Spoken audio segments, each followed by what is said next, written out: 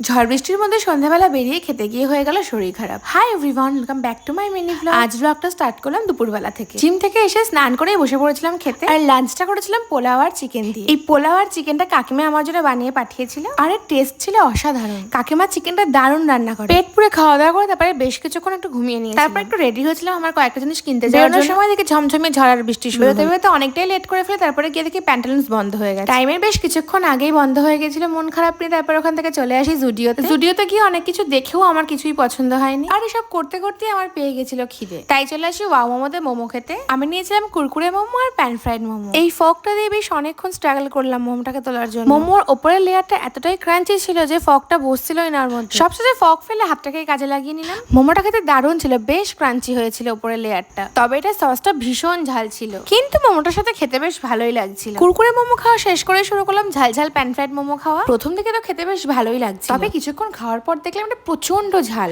তবে ঝাল যতই লাগুক মোমো খাওয়া কিন্তু বন্ধ করা যাবে না। আর এই ঝাল খেয়ে বাড়ি গিয়ে শুরু হয়ে যায় আমার পেটে ব্যথা। এনিওয়েজ, এসব করে কাটালাম 60 দিন। ভালো লাগলে সাবস্ক্রাইব করো। বাই।